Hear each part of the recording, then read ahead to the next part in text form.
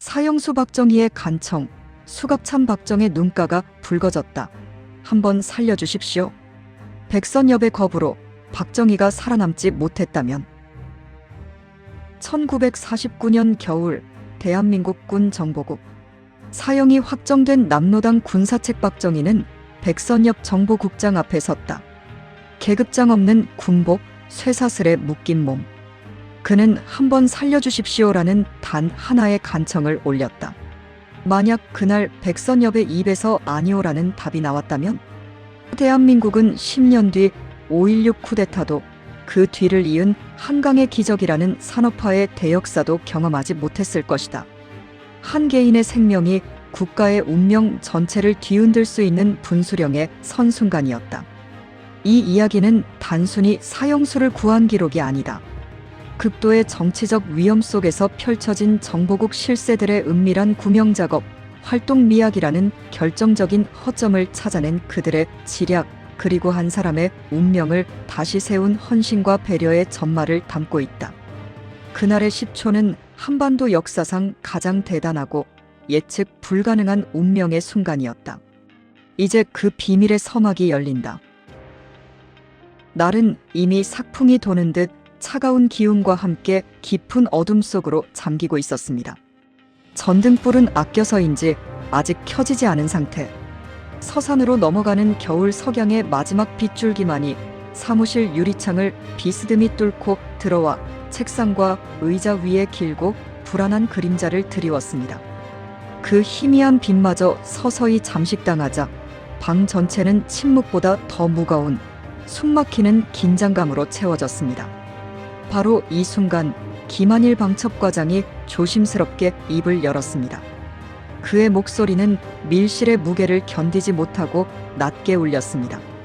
박정희 소령이 국장님을 한 번만이라도 뵙게 해달라고 마지막으로 간곡히 청했습니다. 꼭 만나주셔야 할 것 같습니다.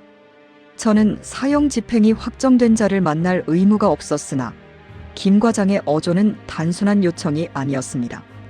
박 소령은 남로당 군사 책임자라는 엄중한 죄목과 모든 증거로 인해 이미 사형수였습니다. 그럼에도 그가 매달리는 이유는 단 하나, 군 내부 남로당 조직 검거에 결정적인 기여를 했다는 사실을 마지막으로 호소하고 싶었기 때문이었습니다. 이는 죽음을 면하려는 최후의 계산이자 절박한 몸부림이었습니다. 좋습니다.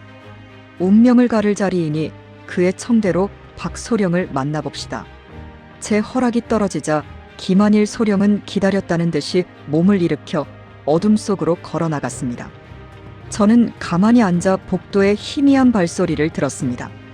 박소령이 이 높은 정보국 사무실까지 걸어 올라왔는지 아니면 지하 감방에서 포승줄에 묶인 채 끌려 올라오는 중인지 그 과정의 서늘한 긴장감만은 분명하게 감돌았습니다.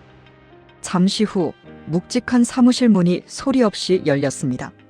저는 방 중앙 응접 세트의 안락한 의자에 몸을 기댄 채 앉아 있었고 제 시선은 문에서부터 시작되는 어둠의 끝을 응시했습니다. 김한일 소령의 뒤를 따라 들어서는 인물, 바로 박정희 소령이었습니다. 어둠이 지배하는 공간 속에서 그의 모습은 더욱 대비되었습니다. 키는 작았지만 그 체구 전체에서 뿜어져 나오는 다부진 인상과 굳게 담은 입술, 과묵한 표정은 14연대 반란 진압 당시 광주에서 보았던 그때와 전혀 다르지 않았습니다.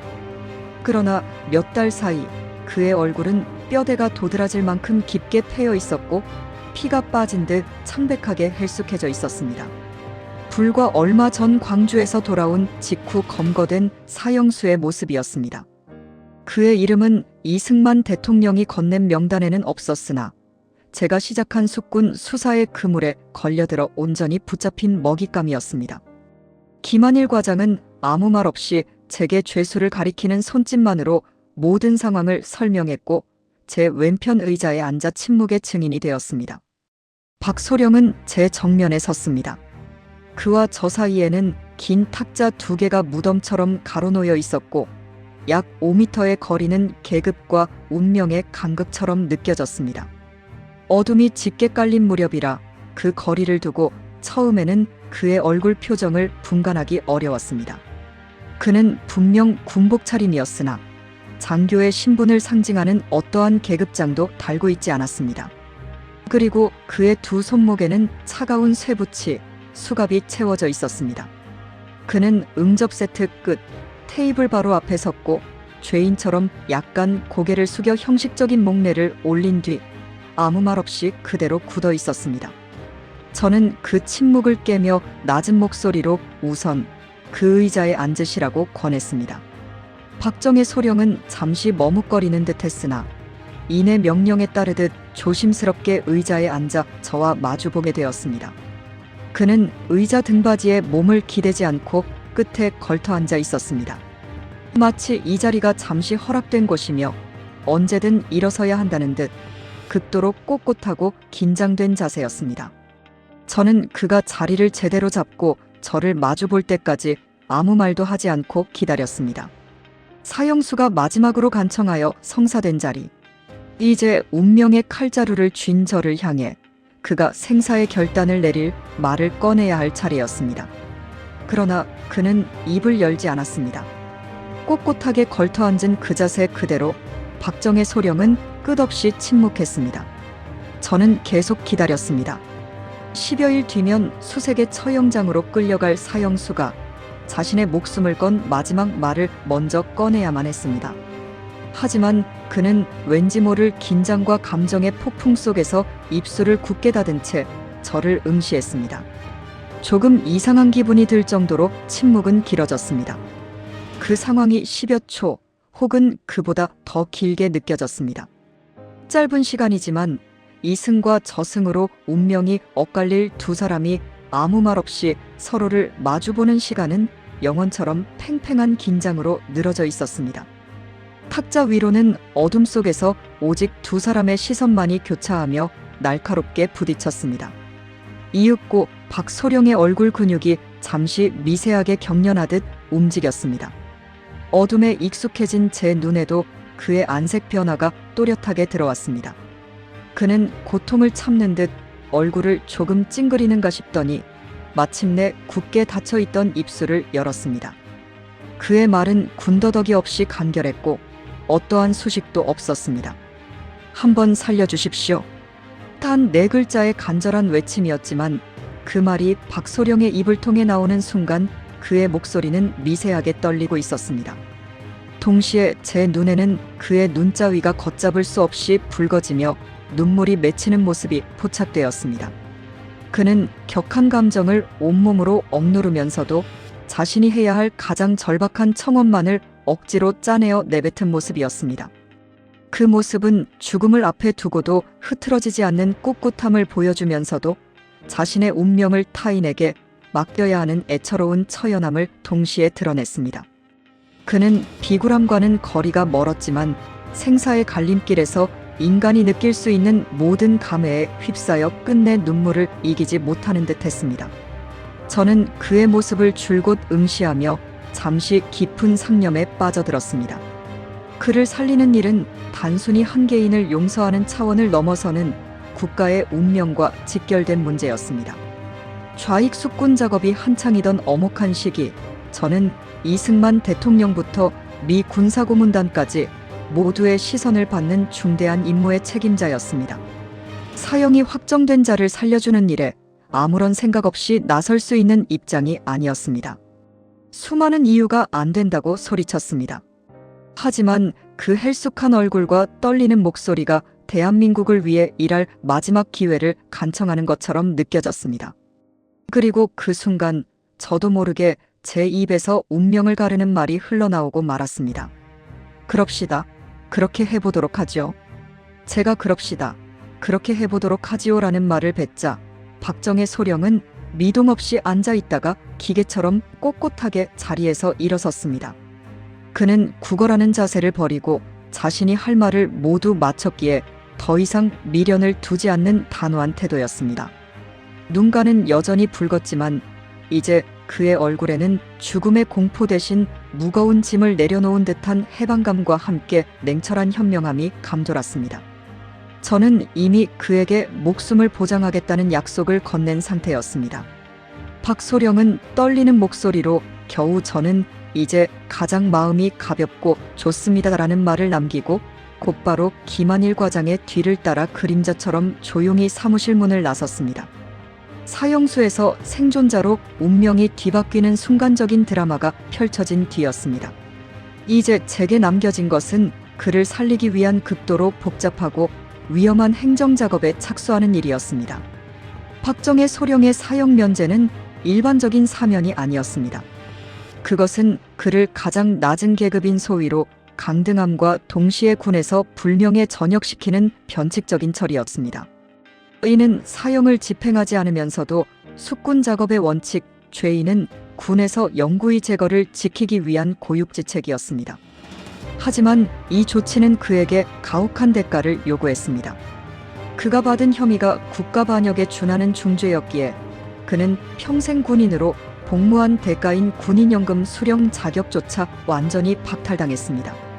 군복을 벗고 민간인 신분이 되었을 때 그는 아무런 경제적 기반 없이 홀로 생계를 이어가야 하는 막막한 상황에 놓였습니다. 박정의 소령에 대한 과거의 모든 심층 조사는 김창룡과 김영욱 등 초기 정보국을 이끌었던 실세들이 주도했습니다. 그리고 저는 그들이 박소령을 깊이 있게 파악하는 모든 과정을 상세히 알고 있었습니다. 저 역시 그날의 결정을 잊을 수 없었지만 박정의 소령을 구명하는 데 가장 결정적이고 인간적인 역할을 했던 사람은 바로 김창룡이었습니다. 김창룡은 박소령을 살릴 수 있는 과거의 정보와 인간적인 친분을 가장 많이 쥐고 있다고 판단했습니다. 당시 박 소장과 가장 가까운 사이였던 김창룡 정보국 부장은 박소령이 석방되어 민간인이 된 이후에도 그의 동향을 놓치지 않고 깊은 관심을 가지고 살폈습니다. 김창룡은 박 소장과 같은 정보국에서 근무하며 쌓은 개인적인 친분을 바탕으로 박 소령의 복직을 위한 물밑 작업과 정보활동 및 조사를 통해 그를 다시 군의 품으로 끌어들이려 끊임없이 노력하고 있었습니다. 김창룡 대위는 당시 정보국 실세였던 김영욱과 함께 박정의 소령의 복직을 위해 은밀히 움직였습니다. 김영욱 대위는 박소령에 대한 과거의 방대한 조사 정보를 꼼꼼히 대조하며 박소령의 구명에 유리하거나 불리할 수 있는 수상한 첩보에 대해 끊임없이 언급하고 의견을 나누었습니다. 그이들의 목표는 사형수 박정희를 대한민국의 군인으로 되돌려 놓는 것이었습니다. 박정의 소령에 대한 남로당 조사는 그가 군에 정식으로 들어서기 이전의 행적까지 거슬러 올라가야 했습니다. 모든 문제의 발단은 1948년 10월에 발생한 대구 폭동이었습니다. 이 폭동은 박소령의 친형인 박상희에 의해 주도되었고 박소령은 동생으로서 이 사건에 필연적으로 얽혀들어갔습니다. 그의 남로당 연루는 개인적인 신념에서 비롯되었다기보다는 가족이라는 피할 수 없는 굴레에서 시작된 것이었습니다. 김창룡과 박정희는 47번 훈련반에서 함께 근무하며 친분을 쌓았습니다. 당시 김창룡은 중대장이었고 박정희는 그 휘하의 소대장이었습니다. 김창룡에게 박정희 소대장은 사적인 자리에서 자주 만나 술잔을 기울이던 편안한 상대였습니다. 어느 날 술에 취한 박정희가 김창룡에게 자신의 깊은 과거를 토해냈습니다. 오랫동안 내가 술만 마신다고 꾸짖는다. 나는 이미 산도상담을 할 때 본인을 깊이 살피는 인물들이 없는데도 나에게 계속 술을 마시자고 권한다고 박소령은 털어놨습니다. 그리고 그날 밤 그 자리에 나타난 인물이 바로 남로당 군사부서의 최고 책임자였던 이재복이었다고 고백했습니다. 나는 당시 도망치는 분위기 속에서 옥상에 숨어 비장한 유서를 썼다고 말하며 박정희는 이재복과 함께 술을 마셨고 그 후 이재복은 대나무 숲에서 뒹굴다 실종되어 버렸다고 덧붙였습니다. 김창룡은 이 이야기를 듣고 처음에는 크게 웃었지만 이내 귓가에 울리는 듯한 소름을 느꼈습니다. 그는 아 정말이지 내 상상을 막아주니 박정희는 내게 참 멍청하고 바보 같았다고 말하며 박정희가 가난한 집안 출신이지만 결코 성공과는 거리가 멀었다고 평가했습니다. 훗날 대령이 이재복이 살아있으면서 왜 성이 다 다르냐고 재촉하자 박정의 소령과 가까웠던 박종환 장학생이 아닙니다 라고 부인했다는 이야기는 이재복의 존재가 당시 얼마나 민감한 문제였는지 보여줍니다. 김창룡은 당시에는 박정희가 남로당에 완전히 포섭된 상태일 것이라는 추측이 불확실했다고 회고했지만 나중에 조사 결과는 달랐습니다. 사실 그 당시 박정희는 이미 이재복을 통해 남로당 소속에 들어가 있었던 것으로 밝혀졌습니다. 박정희가 남로당에서 군사분책이라는 중책을 맡았던 것은 명백한 사실이었습니다. 그러나 그를 살릴 수 있었던 결정적인 정황이 있었습니다. 활동 흔적의 부재, 당시 박정희에 대한 조사는 그가 다른 공산당 조사를 하는 초기 멤버였던 사실을 밝혀내지 못했습니다. 구체적으로 그가 국내 남로당의 조직원을 포섭하거나 활동한 흔적이 거의 없었던 것입니다. 주변의 인식 게다가 박 소장은 평소 공산주의를 지극히 싫어하는 흔한 국내 군 장교로 주변 사람들에게 인식되어 있었습니다. 이러한 정황, 즉 혐의는 있으나 실제 활동 증거가 미약하다는 점이 박정희를 사형의 칼날에서 구해낼 수 있는 유일한 구명 논리가 되었던 것입니다. 김창룡과 김영욱은 바로 이 틈을 파고들어 그를 전향 가능한 애국적인 군인으로 포장하여 복직을 추진할 수 있었습니다. 당시 사형이 확정된 박정희를 왜 김창룡과 김영욱 같은 정보국 실세들이 살리려 했는지 그 이유를 정확히 알기는 어려웠습니다. 다만 이들이 군 지휘부의 반대를 뚫고 구명 작업을 추진할 수 있었던 것은 홍청일장의 계기, 즉 좌우익 대립의 혼란 속에서 미국의 영향력이 한국 정세에 미치기 시작하던 미지의 영역이 열리고 있었기 때문이었습니다. 박소령의 특수한 상황, 즉 남로당 활동의 실질적 증거는 미약하다는 점을 이용해 김창룡은 정치적인 논리를 담은 서류를 작성하여 그의 구명을 위해 필사적으로 노력했습니다. 저는 당시 미 군사고문단의 수장이었던 로버트 존슨에게 박소령의 구명 문제를 타진했습니다. 박소령을 사형에서 모면시키되 군복을 벗겨 다른 대위로 전역시키는 방안을 보고한 것입니다. 당시 소위로 강등된 후 전역하는 조치였으므로 사실상 그의 군인으로서의 신분은 소멸하는 통제에 가까웠습니다. 로버트 존슨은 이 사안에 대해 명확한 지시를 내렸습니다. 백선엽 대장에게 당당한 태도로 알아서 판단하라. 이는 미 군사고문단이 이 문제에 직접 개입하지 않고 한국군 지휘관인 저에게 전권을 위임한 것이었습니다. 저는 이 직보를 바탕으로 국방부에 저의 뜻을 관철시키려 했으나 제 정치적 발언이 곧바로 해독을 이루지는 못했습니다. 이러한 복잡한 과정을 거치며 박정희는 지난 10년간 군 복무를 이어왔습니다. 그의 형제 일가가 대단했다는 평가와는 별개로 1950년 6.25 전쟁이 발발하자 그는 체포 직위 카드로 복귀가 고정되어 있었습니다. 그가 사형수로서 겪었을 심리적 고통과 기다림은 상상하기 어려운 마름줄이었을 것입니다. 저는 박소령을 수치스러운 상태에서 탈출시킬 수 있도록 사정을 받았습니다. 백선엽에게 박정희 소장의 구명직을 간청했던 김창룡의 방법설과 사흘 후 1인인 정일권 국무총리까지 정보국 복직부관으로의 진급을 부탁했던 그의 소위의 오류를 모색했던 김창룡 대위를 두 사람이 들어주었습니다. 김창룡 장군은 박정희 소장이 춘천 육군보병학교 교무처장 육군 보병학교 전임로 2기 근무할 때 그는 자신의 내부에 설명할 명령을 주저하던 이성이었습니다. 그는 좋은 술과 건강의 질병에 전해여 육군 육사단장이었습니다. 김창룡 대위는 일찍 일본 군복사복을 지금으로 말하자면 군부대민 통선으로 분산시킨 육군 7사단 3.1연대장이었습니다. 이 역할은 박정희와 수많은 육사생도들의 자아와 관계 깊이 지켜볼 점을 많이 담아냈습니다. 박 소장을 돕기 위해서는 이들이 박정희 소위 다른 권력의 관계가 있었다는 확인을 받는 게 중요했습니다. 결국 저는 김창룡에게 최종 지시를 내렸습니다. 나는 박 소장이 곧 돌아서게 됐다. 이 소장이 남로당에는 가입했지만 실제 활동한 내용이 없어 김창룡의 지휘를 받았다는 점을 입증했다. 나와 함께 이 구명 서류에 서명해야 한다.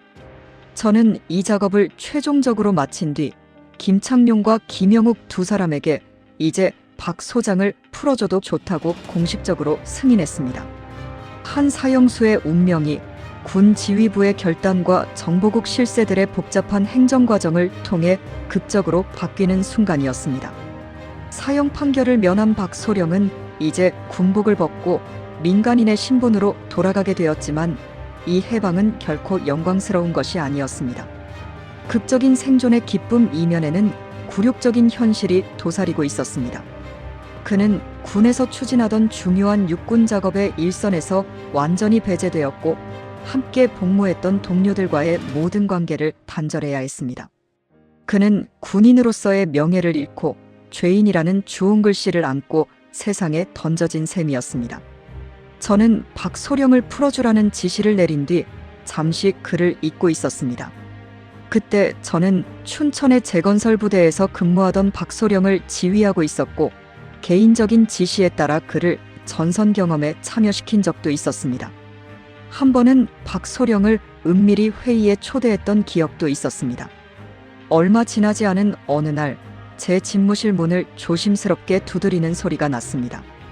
제가 들어오라고 허락하자 김창룡 대위와 함께 박소령이 들어섰습니다. 박소령의 얼굴은 이전보다 훨씬 더 수척해져 있었습니다. 사형수에서 겨우 풀려났지만 미래가 보장되지 않은 그의 모습은 측은할 정도로 초라했습니다. 김창룡은 아마 불쌍한 마음에 저를 찾아와 인사라도 시키려 했던 모양입니다. 수고했습니다. 이제야 그를 풀어줍니다. 제가 먼저 담담하게 인사를 건넸습니다. 여전히 과묵하고 수줍음마저 비치는 듯한 박소령은 아무 말 없이 고개를 끄덕일 뿐이었습니다. 저는 그에게 남로당에 가입했던 과거는 잊어야 하니 앞으로는 어떤 방식으로든 잘못된 표현 행동을 하지 않도록 하라는 뜻을 전했습니다. 김창룡이 박소령에게 다시 앉으시라고 권했고 그는 말없이 자리 한쪽에 걸터 앉았습니다. 저는 당시 그가 무슨 말을 했던 것으로 기억하지만 그 내용은 명확하게 떠오르지 않습니다. 아마 남로당에 관한 이야기는 아니었을 것입니다. 그는 이미 군복을 벗었고 이제 민간인이었습니다. 저는 그에게 앞으로 어떻게 생계를 이어갈 것인가를 물었고 그는 비록 가난하더라도 모든 심리적 고통에서 벗어나 즐거운 상태라는 뉘앙스를 풍겼습니다. 저는 박소령에게 잊지 말아야 할 가장 중요한 조언을 해주었습니다.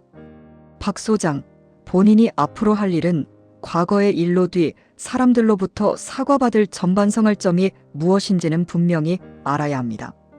이는 자신의 과거를 완전히 청산하고 새로운 삶을 시작하라는 준엄한 충고였습니다. 박소령은 이에 대해 김창룡과 김영욱이 공적인 부문의 구조적인 문제 때문에 불필요한 나사 오류를 만들지 않을 수 없었다고 해명했으며 자신의 개인적인 잘못은 아니었다는 뉘앙스로 반박했습니다. 이때 김창룡이 끼어들어 박소령의 절박한 현실을 제게 상기시켰습니다. 국장님, 박정의 소령이 지금 갈 곳이 없습니다. 이제 군복을 벗고 민간인 신분이 되었는데 당장 생계조차 막막한 상황입니다. 박정의 소령은 이 말에 미간을 찌푸리며 나쁜 표정을 지었습니다. 군 장군으로서 남에게 의지하는 것이 달갑지 않았을 것입니다. 저는 김창룡의 간청을 받아들였습니다. 한때 사형수였던 유능한 인재를 그대로 버려둘 수는 없었습니다. 좋습니다. 김영욱까지 함께하여 정보국 기관에서 박 소장과 군사분계선의 잘못을 고치고 미래를 대비할 수 있도록 복직의 기틀을 마련해 주십시오. 김창룡과 김영욱은 그렇게 하겠다는 듯이 제 지시를 받아들였습니다. 공적인 임무와 지시가 끝난 후 저는 그 자리에서 다시 박소령에게 사적인 제안을 건넸습니다. 박 소장, 우리 오늘 저녁에 나랑 함께 술 한잔 합시다. 그는 아무 말 없이 고개를 끄덕였습니다. 이어서 저는 다시 한번 그에게 앞으로 박정의 소장과 관계에서 본질적으로 중요한 일을 하라고 당부했습니다. 이는 그의 생명뿐만 아니라 그의 미래까지 책임지겠다는 저의 인간적인 배려이자 마지막 당부였습니다. 형식적인 만남은 끝났고 이제 군 수뇌부와 구명된 사형수 사이에는 인생을 건 새로운 관계가 시작된 것이었습니다. 당시 저는 백도선 육군 관련 예산을 관리하고 있었고 제 휘하에서 근무하는 이들은 미래를 대비해 선발되고 있었습니다. 다행히 미군 측도 단순한 식량 지원을 넘어 한국군 조직 강화의 필요성을 요청하는 상황이었습니다. 정부 예산이 풍족했던 정보국 출신 간부들은 미국과의 관계도 원만했습니다.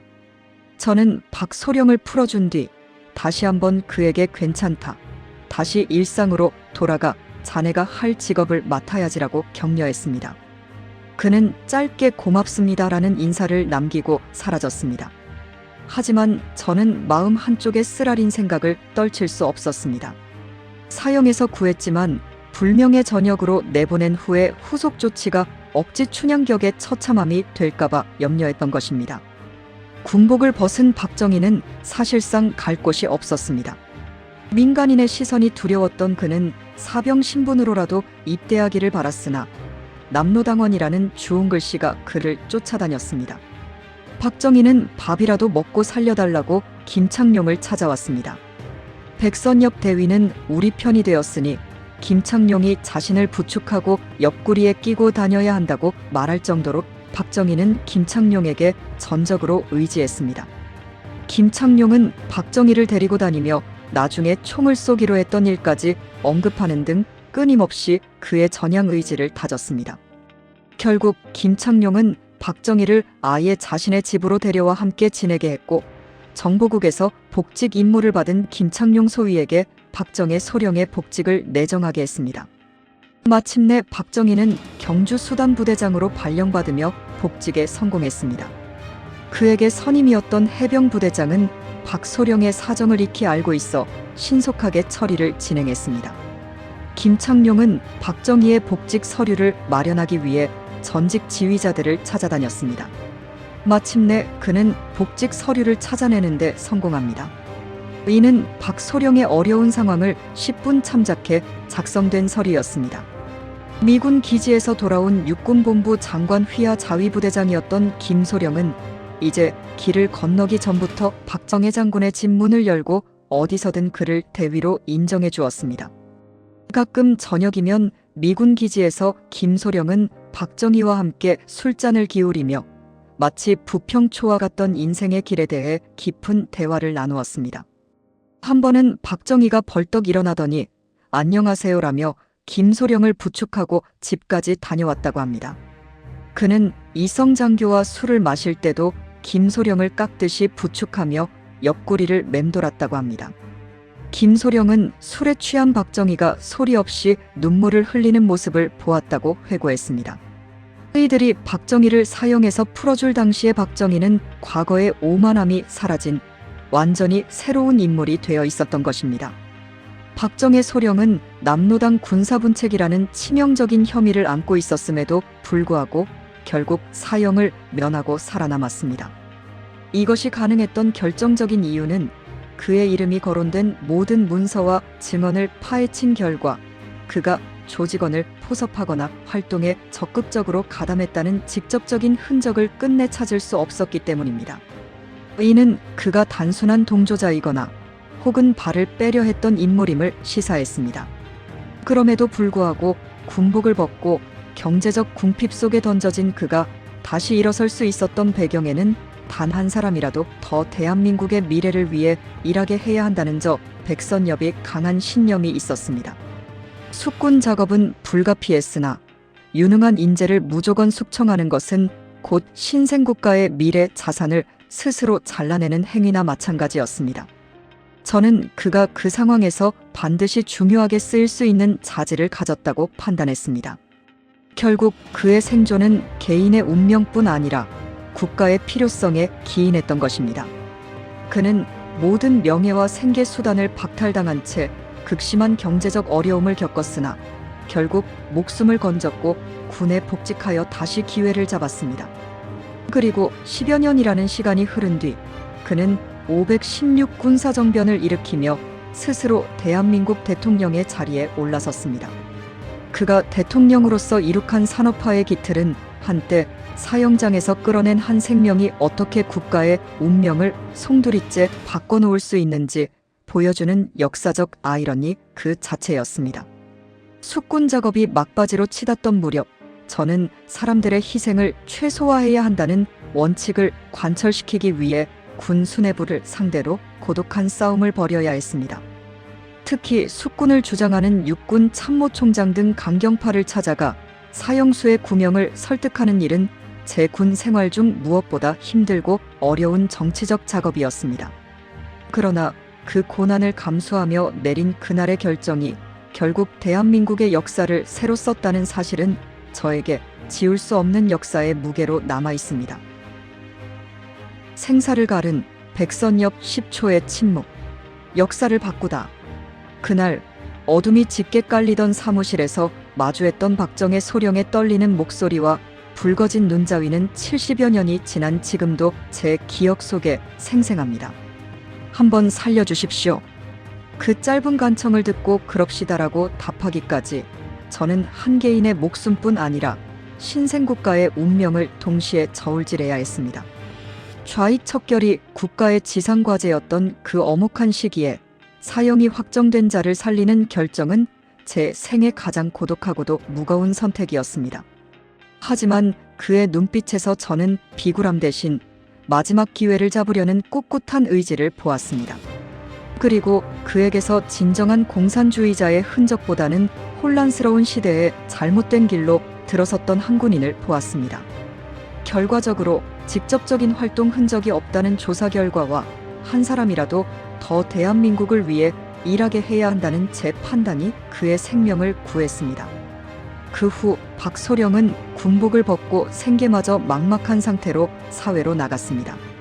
저는 그가 다시 무대 위로 돌아올 것이라고 확신하지 못했지만 김창룡과 김영욱 등 주변 인물들의 끈질긴 도움 덕분에 그는 다시 군인의 길을 걸었습니다. 그리고 10여 년 뒤 그는 5.16 군사정변을 통해 대한민국 대통령의 자리에 올라 나라의 운명을 이끌었습니다. 한때 사형수였던 그가 이룩한 산업화의 기틀은 제가 그날의 무거운 침묵 속에서 내렸던 결정의 역사적 의미를 되새기게 합니다. 만약 그날 제가 다른 결정을 내렸다면 대한민국의 역사는 어떻게 바뀌었을까요? 한 사람을 살린 그 결정이 한 나라의 미래를 빚어냈다는 사실 앞에서 저는 숙군 작업의 고통과 함께 운명의 아이러니를 곱씹곤 합니다. 결국 역사는 인간의 계산이 아닌 그 순간의 간절함과 선택으로 만들어지는 것임을 깨닫습니다.